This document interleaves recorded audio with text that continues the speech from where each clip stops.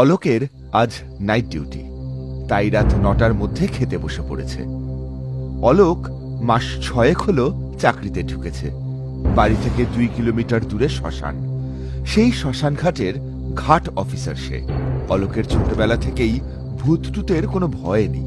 আর ঘাটের senior officer চ্যাটার্জিদা খুব যত্ন করে অলোককে কাজ শিখিয়ে দিচ্ছেন। আবার বাড়ির খুব কাছেই অফিস, গাড়ি ঘোড়ায় চাপতে হয় না। গ্রামের মেঠো পথ ধরে নিজে সাইকেল চালিয়েই যাওয়া যায়। কাজের জায়গায় এত সুখ আর কোথায় পাবে সে? কিন্তু অলোকের মা ছেলের এই চাকরিতে একেবারে খুশি নয়। একে তো শ্মশান ঘাট, তারপরে নাইট ডিউটি, তাই মায়ের যত আপত্তি। আর একটু ভাত দি। না মা, আর দিও না। বেশি খেলে অফিসে গিয়ে কাজ করব কি করে? তোর এই কাজ আমার কিন্তু মোটেই পছন্দ হয়নি। অলোক, তুই একটা অন্য চাকরি দেখ। আমার অফিসে কাজের চাপ খুবই কম। মৃতদেহ এলেই কাজ, না হলে আর তেমন কাজের চাপ কোথায়? এমন সুখের চাকরি আর কোথায় পাবো বলো তো? কিন্তু এভাবে রাত বেরোতে শ্মশান ঘাটে তোকে যেতে হয়, আমার তো ভাবলেই ভয় লাগে। কাল আবার তোর জন্মদিন, সকালে কিন্তু তাড়াতাড়ি বাড়ি ফিরে আসিস। চেষ্টা করব মা।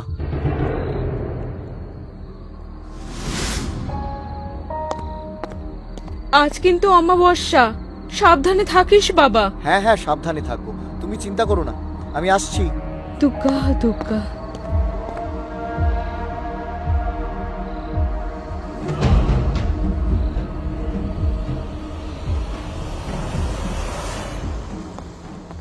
দাদা, আসবো? আরে হ্যাঁ, এসো এসো। কি ভাই, ভালো আছো তো? হ্যাঁ পুরোহিত দাদা, ভালো আছি। তা অলোক, শ্মশানে কাজ করতে ভয় লাগছে না তো? না না দাদা, ভয় কিসের? আমি ভূতে বিশ্বাস করি না।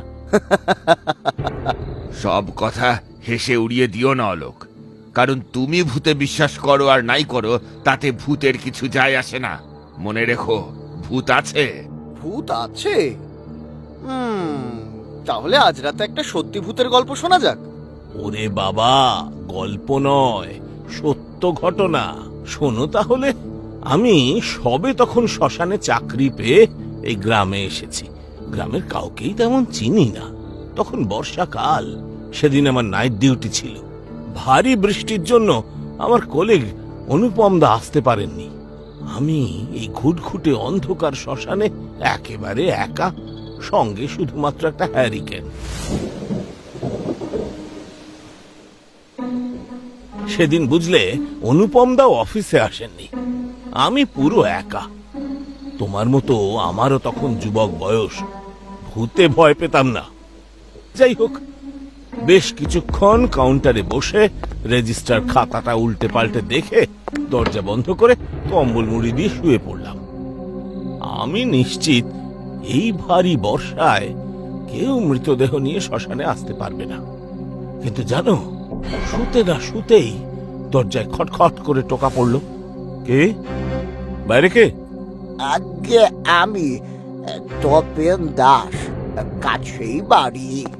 আমি উঠে দরজা খুলে দেখি, আলো অন্ধকারের মধ্যে প্রায় ৬৫ বছরের এক বৃদ্ধ দরজার সামনে দাঁড়িয়ে আছেন। কাকে চাই? কাউকে চাই না, আপনার সাথে আমি দেখা করতে এসেছি। আমার সঙ্গে দেখা করতে এসেছেন? মানে ঠিক বুঝলাম না। আপনি এই শ্মশানে নতুন তো, তাই আমাকে চেনেন না।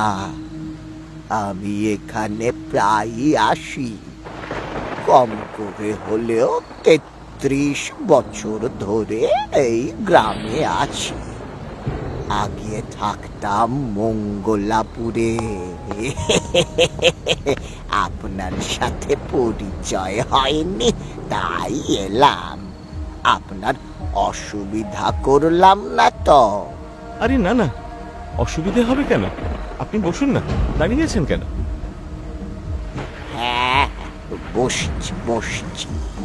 আপনি আমার সঙ্গে পরিচয় করতে এসেছেন দেখে খুবই ভালো লাগছে, কিন্তু একটা কথা, এই বৃষ্টির রাতে না এসে অন্য সময় তো আসতে পারতেন, মানে ওই দিনের বেলা। আসলে দিনের বেলা আমি খুব একটা বাইরে বেরোই না, আলোতে অসুবিধা হয়।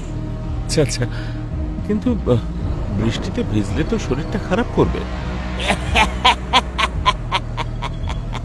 আরে শরীরে না থাকলে আর শরীর খারাপ করবে কি করে?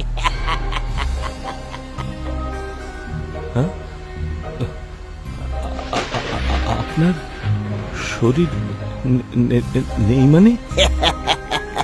আচ্ছা ভায়া, কোন মরা মানুষের শরীর থাকে বলো তো? মানে মানে কি বলছেন আপনি? আপনি আপনি মারা গেছেন? ওই প্রায় বছর 10 আগে আমি মারা গেছিলাম। মারা যাওয়া অবধি শরীরটা আমার কাছেই ছিল।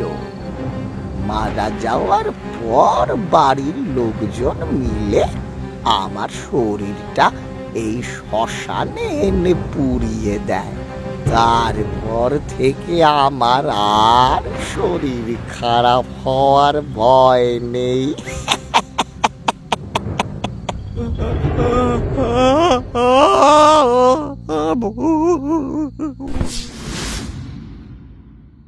তারপর তারপর যখন জ্ঞান এলো তখন সকাল হয়ে গেছে। অনুপম দা সকালে অফিসে এসে দেখেন আমি অজ্ঞান হয়ে মেঝেতে পড়ে আছি। গত বছর আমার সাথে একটা অদ্ভুত ঘটনা ঘটেছিল।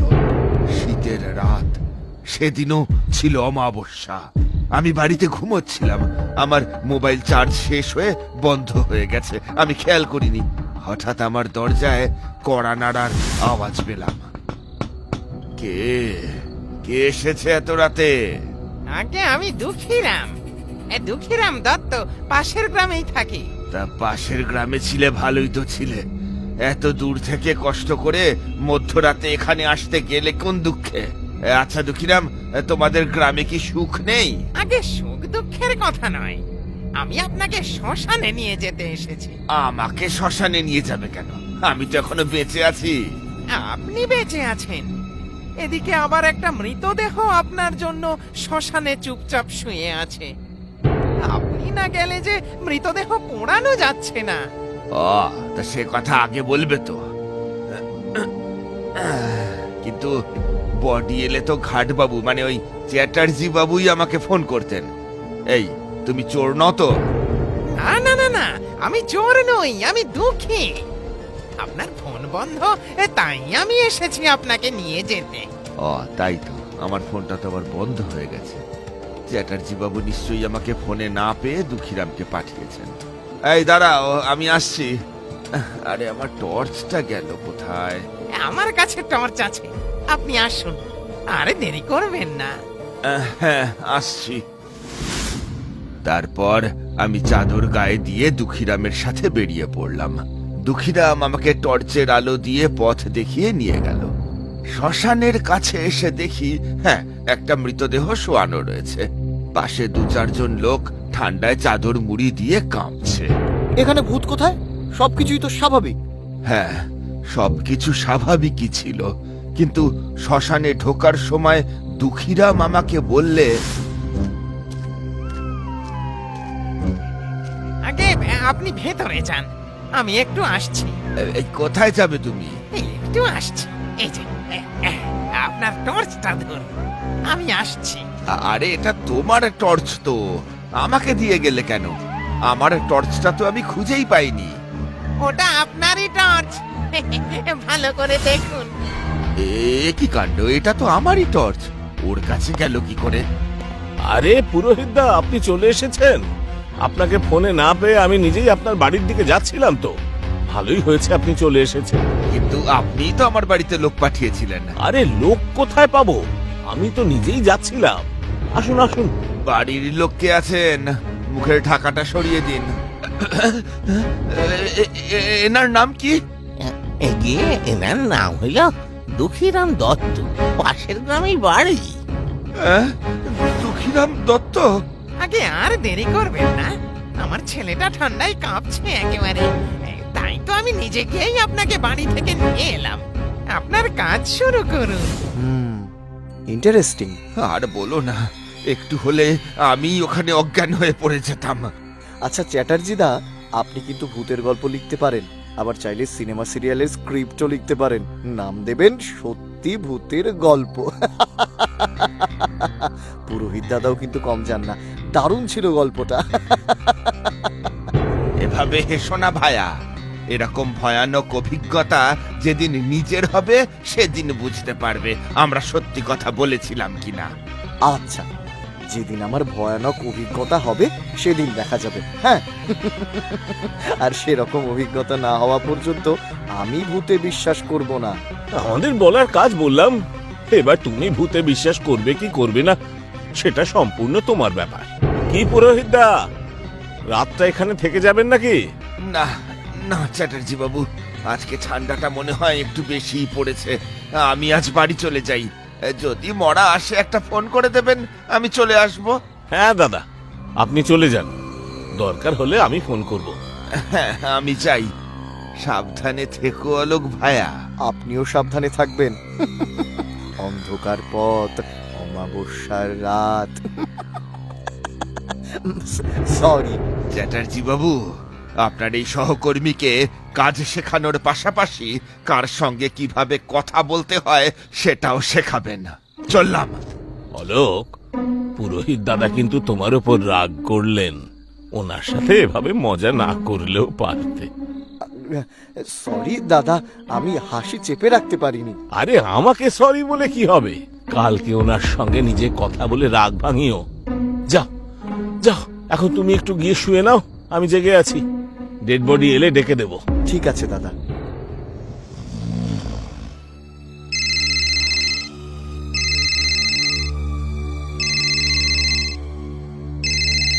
হ্যালো, হ্যাঁ বলো। হ্যাঁ, কি হয়েছে? ছেলেটার জ্বর বেড়েছে তো ওষুধ দিয়েছো? তাও জ্বরটা কমছে না? আচ্ছা আচ্ছা, দাঁড়াও, আমি দেখছি দেখছি কি করা যায়। কি হয়েছে দাদা, কোনো সমস্যা? হ্যাঁ, না আসলে সমস্যা যেটা হলো, আমার ছেলেটা দুদিন ধরে শরীরটা খারাপ, বুঝলে অলোক। আজ আবার জ্বর এসেছে। ওর মা ওষুধ খাইয়েছে, তবুও জ্বর নামছে না। মনে হচ্ছে হাসপাতালে নিতে হবে। তাহলে আপনি এখন দেরি না করে বাড়িতে যান, দেখুন কি অবস্থা। দরকার হলে হাসপাতালে নিয়ে যান। কিন্তু অলোক, তুমি তো এখানে একা। আরে আমাকে নিয়ে ভাবতে হবে না, এদিকের কাজ আমি সব সামলে নিতে পারবো। আপনি বাড়িতে যান। অনেক ধন্যবাদ ভাই, অনেক ধন্যবাদ। আমি তাহলে আসি অলোক। হ্যাঁ,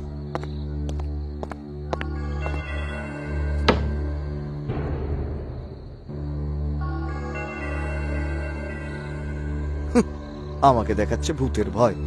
নিজে ছোটবেলায় ভূত সেজে কত মানুষকে ভয় দেখিয়েছি, তার কোনো হিসেব নেই, আর আমি নাকি ভয় পাবো। কে? কাউন্টারে আসুন, কাউন্টার খোলা আছে। চপ বাবা, এত রাতে কে আবার দরজায় টোকা দেয়? বাজে কটা এখন? রাত 12টা সবে। আরে কে বারবার দরজায় টোকা দিচ্ছেন? কাউন্টারে আসুন না। আচ্ছা মুশকিল তো, ঠিক আছে দাঁড়ান, আমি দরজা খুলছি। এত রাতে কে এলো আবার কে জানে? এত রাতে কে আবার মজা করতে আসলো কে জানে? আবার আসলোই যখন চলে গেল কেন? কে বললে চলে গিয়েছি? আপনি আপনি কে? আগে আমি তপেন দাস, এইখানেই থাকি। আপনি নতুন তো, তাই আমাকে চিনবেন না। আপনার সাথে পরিচয় হয়নি, তাই এলাম। আপনার অসুবিধা করলাম না তো? না না, অসুবিধা হবে কেন? কিন্তু আপনি ঘরে ঢুকলেন কি করে? দরজা তো বন্ধ। হ্যাঁ, এটা একটা প্রশ্ন বটে। আমি কি করে ঘরে ঢুকলাম?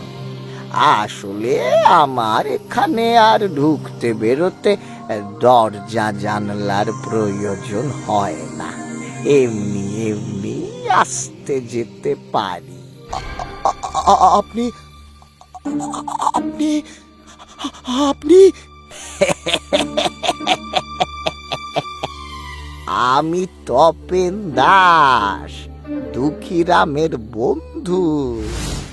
আগে আমি দুঃখীরাম, আজ আপনারা আমার আর তপেনের নাম বারবার নিচ্ছিলেন, তাই আপনাদের সাথে দেখা করতে চলে এলাম। আপনারা আপনারা ভূত? দুঃখীরাম ভূত হলেও হতে পারে, আমি কিন্তু ভূত না, কারণ আমি ভূতে বিশ্বাস করি না। ভূত বলে কিছু হয় না। আমি ভূত হলে তুইও ভূত, 100 বার ভূত। বাহ রে, যতদিন আমার শরীর ছিল ততদিন আমি মানুষ ছিলাম, এখন শরীর নেই বলে আমি ভূত হয়ে গেলাম। এরকম আবার কি হয় নাকি কখনো?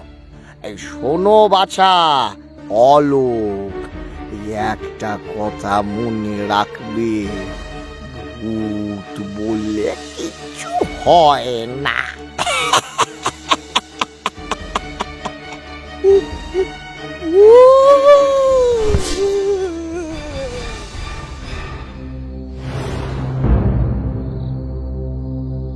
অলোক, অলোক, চোখ খোলো। এই দেখো আমরা। ও অলোক, চোখ খোলো ভাই। চোখ খোলো অলোক ভাইয়া, এই দেখো আমরা, এখানে কোনো ভূত নেই। আমি কোথায়? আরে এই তো তুমি অফিসে। ভয় পেও না, আমরা সবাই আছি। ভূত ভূত ভূত! না না, ওরা ভূত নয়, ওরা মানুষ। ওরে বাবা, ওরা ভূত নয়। মানে আর কি, তুমি ভূতে বিশ্বাস করো না, তাই ভাবলাম তোমাকে একটু ভয় দেখাই। এই যে তপেন দাসকে দেখতে পাচ্ছ, ও হলো আমার সিনিয়র অফিসার অনুপম দা। বছর 4 হলো রিটায়ার করেছেন। ভাই অলোক, আমি কিন্তু এখনো বেঁচে আছি, আমাকে দেখে আর ভয় পেও না। আর দুঃখীরাম এই গ্রামেরই মানুষ, খুব ভালো লোক। আমাদের কোনো কিছুর প্রয়োজন হলে আমরা ওর কাছেই যাই, ও আমাদের খুব সাহায্য করে, যেমন আজ তোমাকে ভয় দেখাতে সাহায্য করেছিল। তার মানে ঘটনাগুলো বানানো ছিল? চ্যাটার্জিদার সাথে তপেন দাসের আলাপ পরিচয় করতে আসা, দুঃখীরামের পুরোহিত দাদাকে ডাকতে যাওয়া, সব ঘটনাই বানানো? হ্যাঁ, সবগুলোই মিথ্যে গল্প। আসলে ভূত বলে কিছু হয় না। তাহলে দরজা বন্ধ থাকা সত্ত্বেও অনুপম দা আর দুঃখীরাম অফিসে ঢুকলো কি করে? তুমি অফিসে আসার আগেই আমরা এসে পাশের ঘরে লুকিয়ে পড়েছিলাম, তাই তুমি কিছু বুঝতে পারোনি। তাহলে দরজায় টোকা কে দিল? দরজায় টোকা আমি দিয়েছি। আমার কেমন যেন সব গুলিয়ে যাচ্ছে। থাক বাবা, আরে গুলিয়ে কাজে নেই। তোমার তো আজ আমার জন্মদিন, কেক কাটতে হবে তো। আজ আমার জন্মদিন, আপনি কি করে জানলেন? আরে বাবা, আমি তো জানি তোমার আজকে জন্মদিন। যাই হোক, এবার কেক কাটা হোক, কি বলো সবাই? হ্যাঁ, happy birthday to you, happy birthday to you, happy birthday to you. Dear. এত রাতে আবার কে এলো? বলছি তো, কে এসেছেন কাউন্টারে আসুন। কে কে? আরে দাঁড়াও, আমি দেখছি।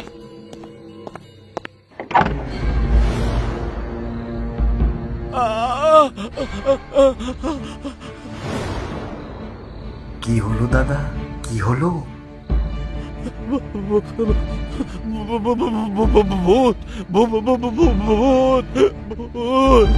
কি বলছেন চ্যাটার্জি দা? আপনি জানেন না ভূত বলে কিছু হয় না?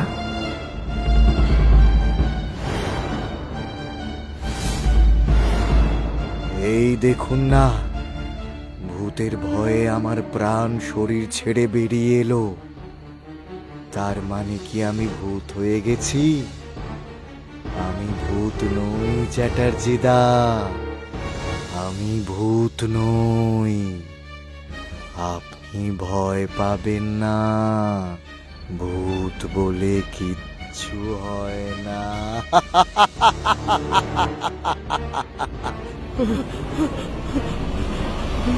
আহ!